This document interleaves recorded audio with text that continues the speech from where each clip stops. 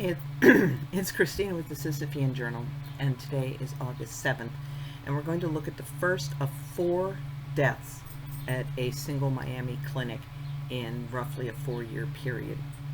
Ruth Montero, age 23, underwent a safe and legal vacuum abortion of her 8-week pregnancy under general anesthesia in August of 1979 at Women's Care Center in Miami.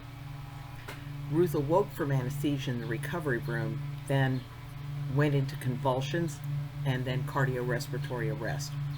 The abortion had been performed by Dr. Elisa Avila. Avila told police that she had attempted mouth-to-mouth resuscitation, but when this failed to revive her patient, she called Miami Fire Rescue. Ruth was transported to the hospital and died from hemorrhage and a prolapsed mitral valve on August 7th. The clinic was owned by 53-year-old Hipólito B. Sorry, Hispanic last name that I can't pronounce. He was trained in Argentina and West Africa, but was not licensed in the U.S.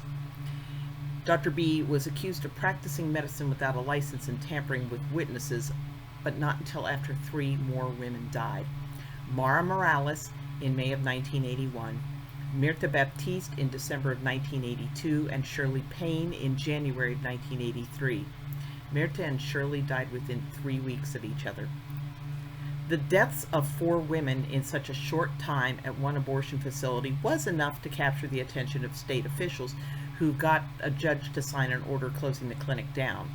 Police seized records, and Dr. B was charged with manslaughter in Shirley's death.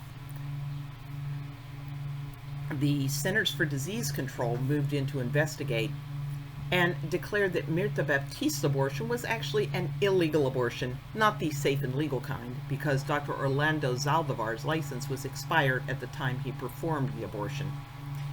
Interestingly enough, the CDC officials didn't consider this rash of abortion deaths worth mentioning in their 1982-1983 abortion surveillance summary.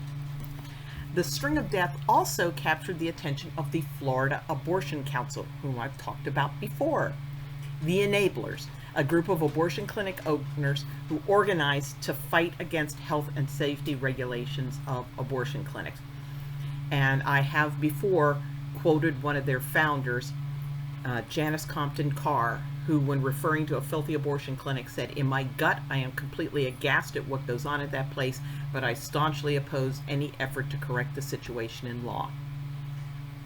The Florida Abortion Council successfully blocked attempts at regulation in 1978, leaving the door open for Ruth's death, and their further success in 1980 allowed the quackery that killed Mara, Mirta, and Shirley, along with other women who died from abortion in Florida over the ensuing years, including Morena de Chapelle, who died after an abortion in a clinic with no emergency equipment on hand in 1978, Gloria Small, who bled to death from a high-risk abortion in 1978, Barbara Lerner, who died of blood poisoning in 1981, Ellen Williams, who was sent home with raging peritonitis in 1985, Katrina Poole, who was sent home to bleed to death in 1988, Pamela Colson, who was sent home to bleed to death in 1994, and Carolina Gutierrez, whose limbs blackened and had to be amputated before she finally died of sepsis in 1996.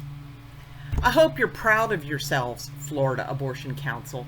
And this is another point I wish ordinary pro-choicers would grasp. The abortion lobby is there for the businesses. They're not there for the women. It's like trusting R.J. Reynolds to really care about the health of smokers.